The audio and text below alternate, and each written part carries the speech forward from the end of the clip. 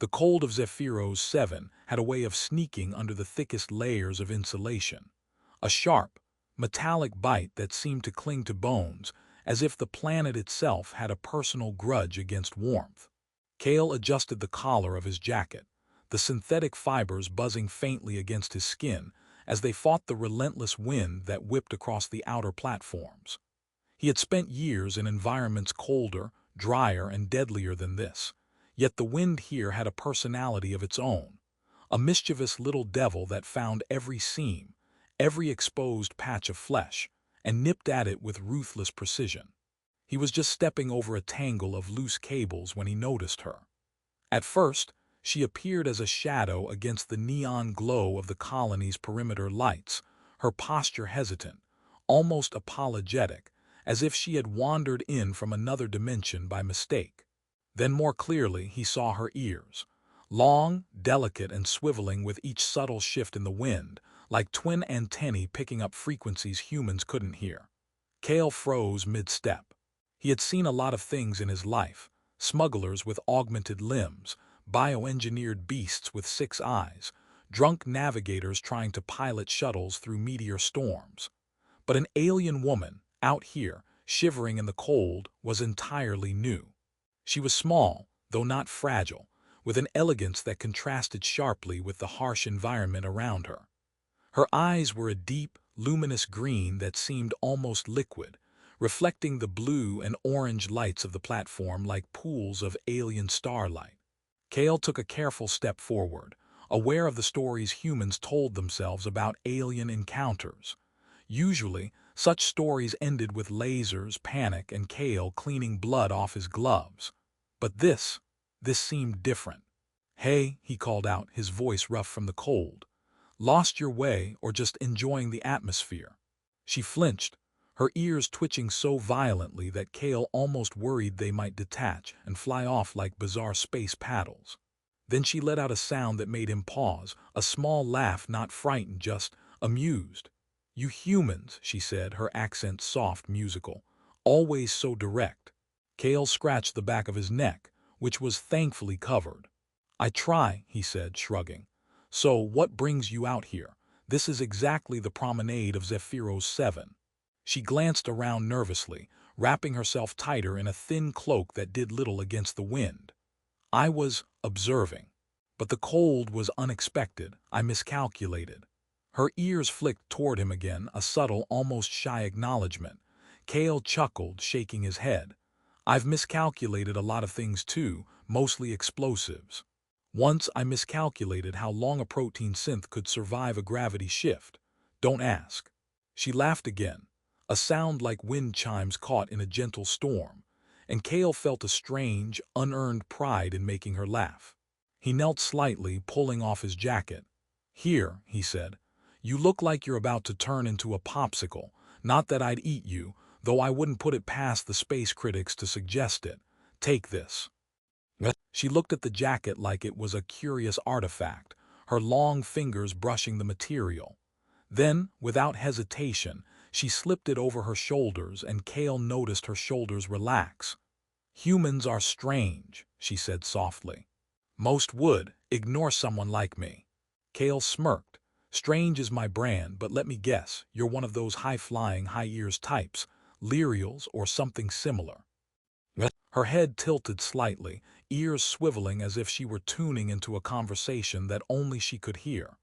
"I am Lyria," she said simply. "And yes, I am of that species. And you, warrior, are." "Kale," he said, holding out a gloved hand.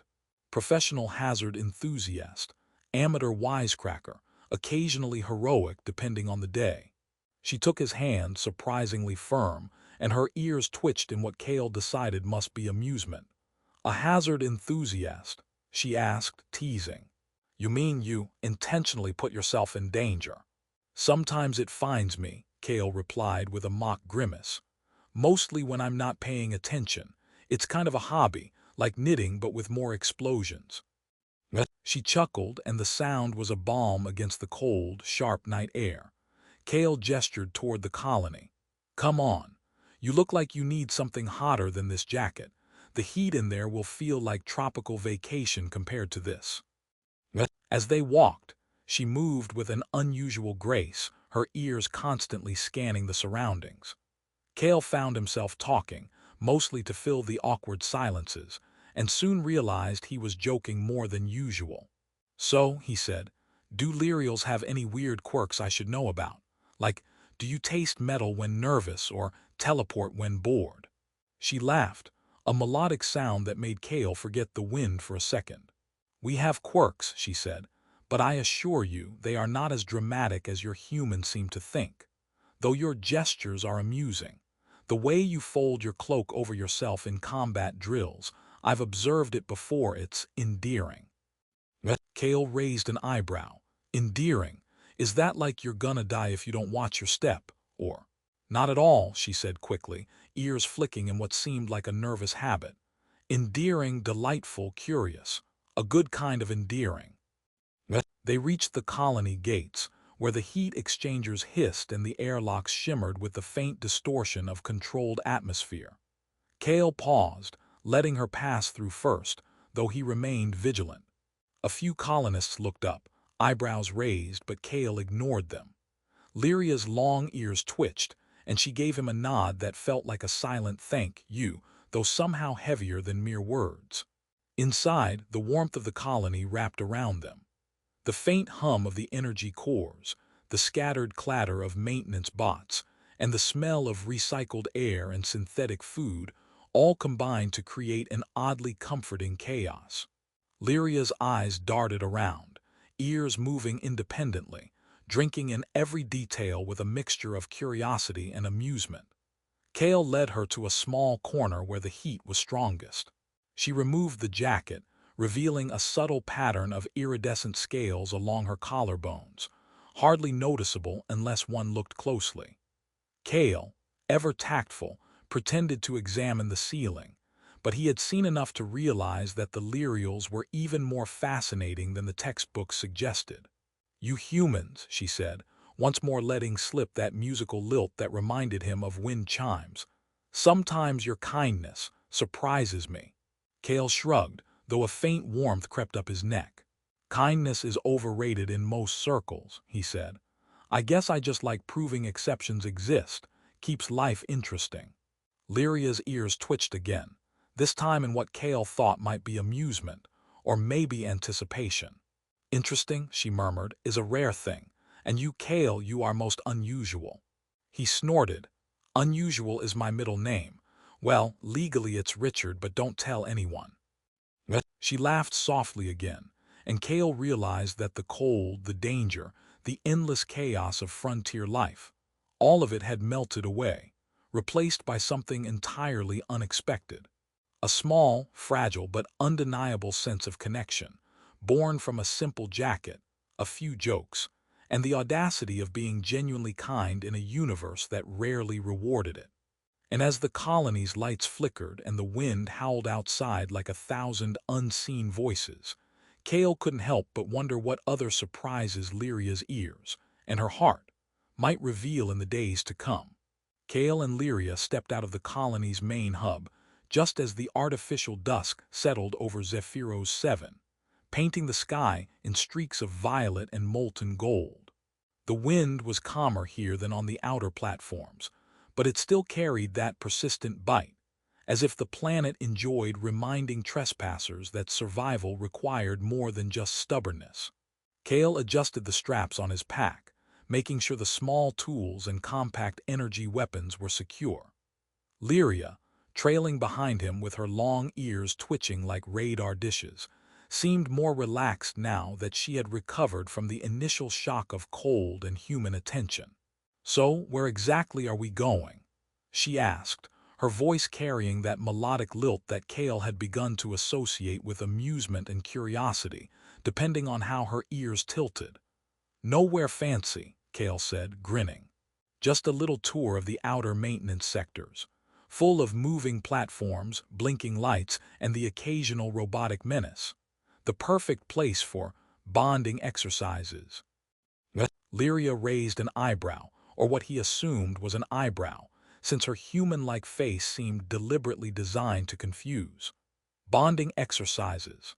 "Yes," Cale said, walking toward a service elevator that smelled faintly of lubricants and fried circuitry. Step 1, survive without falling into a mechanical crusher. Step 2, don't get lost in a labyrinth of conduits. Step 3, try not to frighten your human companion. Easy. Your confidence is remarkable, she said, glancing at him, or utterly foolish. Sometimes the difference is just perspective, he replied, pressing the panel to the elevator. The doors hissed open, revealing the small metal cabin with its faintly vibrating floor. Perspective, and a healthy respect for gravity fields, he added with mock solemnity. The elevator dropped smoothly, surprisingly fast for such an old model. Lyria pressed her hands to the rail, her ears flicking nervously, though her laugh betrayed her unease. "You humans are fascinating," she said. "You combine bravado with chaotic sense of danger, and yet here you are, calm enough to escort me." Kale shrugged, trying to hide the small thrill he felt at her noticing his calm. "It's called experience," he said, "and perhaps the faint hope that I don't get sued for negligence." They stepped onto the maintenance floor, a sprawling network of platforms, catwalks, and pipes that hissed steam into the thin atmosphere. Maintenance drones buzzed lazily, their single glowing eyes following the two of them with programmed curiosity. Kale pointed to a particularly narrow walkway above a series of glowing conduits. "See that?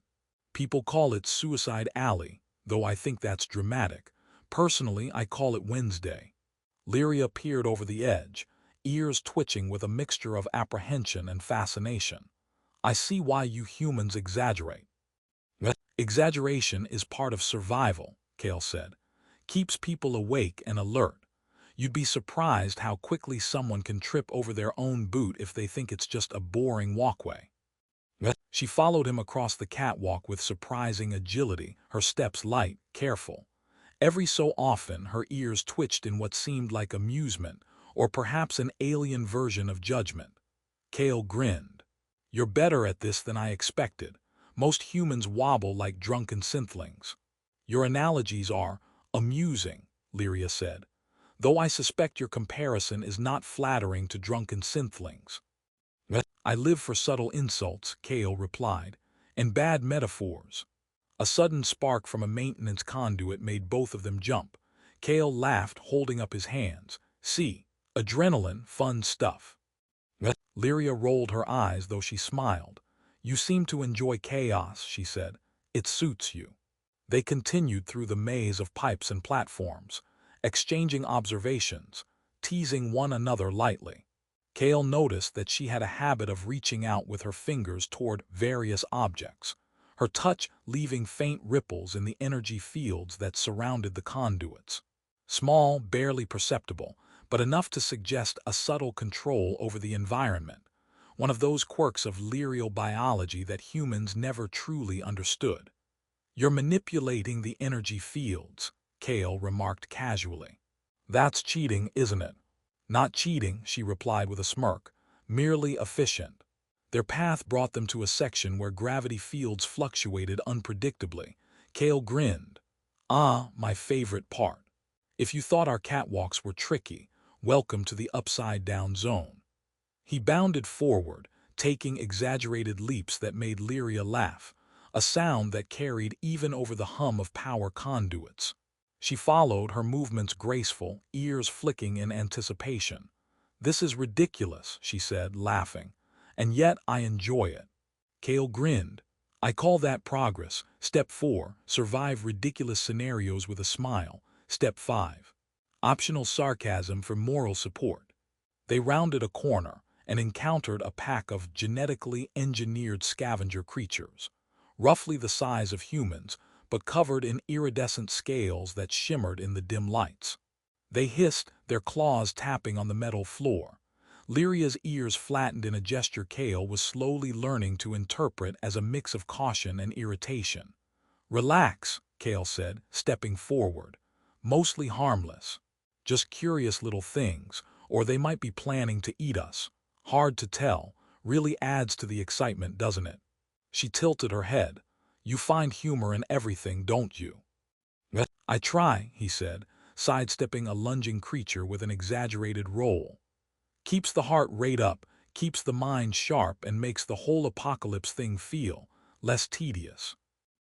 Lyria laughed again, and Kale realized that the sound had become a kind of anchor in the chaos, a constant that made even the strange creatures and fluctuating gravity feel manageable.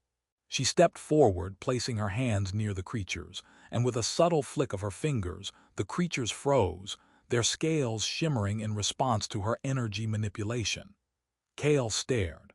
That's impressive," he said, genuinely surprised. "Most humans just yell and run." "They respond better to calm," she said lightly, almost teasing, "even if the calm is wrapped in potential danger." They continued, eventually reaching a large maintenance chamber where the power cores pulsed like slumbering beasts, bathing the room in a soft amber glow. Kale leaned against a rail, catching his breath. "See, not so bad. Adventure, excitement, mild life-threatening moments, all in a day's work." Lyria's ears twitched as she regarded him, expression unreadable at first. Then she laughed softly. "You are remarkable, Kale. Most humans would not have offered help, let alone escort me through this." He shrugged. "I don't know. I think most humans just forget that being kind is occasionally the most dangerous thing you can do. Keeps life interesting." "You are fascinating," she said again, her voice softer this time, "and surprisingly trustworthy." Kale smirked. "Trustworthy is another way of saying I don't plan to die horribly while you're around." Lyria chuckled, ears twitching in amusement. "That is a human way of explaining things. I think I like it." As they left the chamber, the dim glow of the power cores fading behind them, Kale felt the small, quiet satisfaction that came with a mission accomplished without explosions. Well, aside from the spark earlier. Lyria walked beside him, ears swiveling in tandem with her emotions, and he realized that her trust, though subtle, was already forming in ways far more intricate than any human ally he had ever known. And as they ascended the catwalks back toward the brighter lights of the colony, joking about rogue gravity fields and imaginary scavenger conspiracies, Kale couldn't help but feel that this was only the beginning. An unpredictable, thrilling, and absurdly delightful beginning. The artificial sky of Zephyros 7 shimmered in shifting hues of violet and gold, the colony lights reflecting off the glassy surfaces of the biodomes and walkways, creating the illusion of a city afloat in molten starlight. Kale led Lyria through the main thoroughfare, the steady hum of the energy cores underfoot vibrating softly through the floor. The colonists paused, curious eyes following the unusual pair. A human warrior and an alien woman with ears long enough to catch the faintest whisper of sound. Kale ignored the stares, though he gave a sly nod to a group of teenagers gawking at Lyria. "Don't worry," he murmured. "She's friendly." "Mostly." Lyria glanced up at him, a small smile tugging at her lips, her ears flicking in amusement. "Mostly?" she asked. "Mostly," Kale confirmed, leading her toward the communications hub. "Humans enjoy suspense. It's part of our charm." As they walked, Kale reflected on the strange twists the past days had taken. The initial encounter on the frozen outer platforms, the precarious journey through maintenance catwalks, dodging spark-shooting conduits and flirtations with rogue scavenger creatures. It all felt surreal. Yet more than the adventure or the adrenaline, it was Lyria's reactions, her expressions, her laughter that lingered in his mind. Her amusement, her subtle gestures of trust, and the way her ears twitched with every emotion had cracked open a part of him that he didn't know existed. A softness, a patience, an awareness that empathy could be as powerful as a weapon. "Kale," Lyria said suddenly, breaking his thoughts, "why do you persist in kindness? Even when it seems unnecessary, even when it complicates things." He grinned a little sheepishly. "It's not complicated. Sometimes the universe throws chaos at you for fun, and the only way to stay sane is to be predictable in a small way. Be kind, even if it doesn't make sense. It annoys people less than lasers." Her eyes glimmered, ears twitching in a way that reminded him of chimes swaying in the wind. Your logic is infuriatingly human, she said, but the amusement in her tone was unmistakable. They reached the communications hub, a circular room brimming with consoles, holographic displays, and a faint hum of data streams flickering across the walls. Kale gestured toward the central console. All right, first stop, figuring out how to get you settled without alarming half the colonists. Step 1, make them think you're a visiting dignitary. Step 2, keep me alive.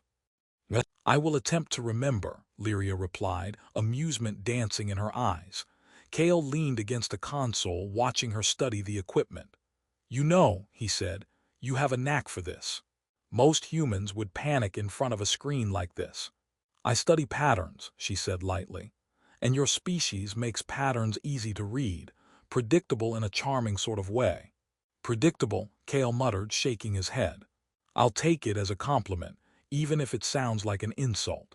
Lyria's laughter, soft and musical, filled the room, drawing curious glances from a few nearby operators. Kale realized that in her presence, even the most mundane moments had a layer of delight and levity. Hours passed in an easy rhythm. They navigated the colony's protocols, answered questions about interspecies etiquette, and even managed a few minor crises with a combination of Kale's experience and Lyria's subtle manipulation of energy fields. The humor never left them, Kale tripping over a loose cable, Lyria teasing him for using his warrior strength to open a simple maintenance hatch. But it was a gentle, grounding humor, the kind that softened the edges of alienation and fear. At one point, a small alarm sounded. A transport shuttle had drifted slightly off course, threatening to collide with a storage dome. Kale sprinted toward the control panel, cursing, while Lyria extended her hands, subtly influencing the shuttle's guidance systems with a flicker of energy. The vessel corrected its trajectory, landing safely with a gentle thud. Kale collapsed into a chair, wiping sweat and grime from his brow. I think we make a good team, he said, eyes bright with exhilaration. We do, Lyria agreed, her ears twitching in satisfaction, even when your humor is questionable. Kale chuckled. Noted, I'll consider improving my jokes eventually. As the evening wore on, the sky outside deepened to a velvet black, punctuated by distant stars and the faint glimmer of trading shuttles. Kale and Lyria stepped out onto a balcony, the wind gentler here, the city lights painting them in soft orange and blue. For a moment they simply watched, sharing the silence. You have changed, Kale, Lyria said quietly. From the man I saw on the platform's cautious, guarded, yet capable of immense kindness. You are more open now. Kale looked at her, caught off guard by the honesty. I guess spending time with someone who isn't scared of the chaos, or me, makes you realize you can relax a little, maybe even enjoy it. She tilted her head, ears flicking in thought. And I have learned that humans are not always predictable, but some are worth trusting entirely. They laughed softly, the sound mingling with the hum of the colony. Kale realized that the journey had not only been about guiding her through a strange human settlement. It had been about discovering his own capacity for patience, empathy, and connection. A small group of colonists approached, murmuring about interstellar etiquette and what to do with their unusual visitor. Kale raised a hand, a sly grin forming. Don't worry, I've got this. Mostly. Step 6. Survive human bureaucracy with minimal casualties. Lyria's laughter rang out again, and Kale noticed with quiet satisfaction that her eyes held a hint of genuine warmth, a rare and precious acknowledgement. Hours later, as the colony settled into the deep quiet of the artificial night, Kale and Lyria found themselves alone on the observation deck. The stars stretched endlessly above them, unbroken and infinite. Kale leaned against the railing, glancing at her. You know, he said, I didn't expect any of this. Not the laughs, not the trust, not this. He gestured vaguely at the space stretching around them. Neither did I, Lyria said softly, ears twitching in a subtle rhythm. And yet here we are, connected, despite the differences, the distance, the improbability. Kale grinned. Improbable is my specialty. They laughed together, the sound carrying over the silent city. And in that moment, Cale understood that the journey, filled with peril, humor, and unexpected emotion, had changed him. He was no longer just a human warrior, a hazard enthusiast with a penchant for survival. He was someone capable of kindness that mattered, someone who could bridge worlds, even if only in small, profound gestures. Lyria's gaze met his, ears twitching softly in rhythm with her heartbeat, and Cale felt a quiet assurance settle over him. The galaxy was vast, unpredictable, and often dangerous, but with trust, humor, and empathy, connections could flourish even in the coldest reaches. As the artificial wind whispered around them and the colony lights flickered like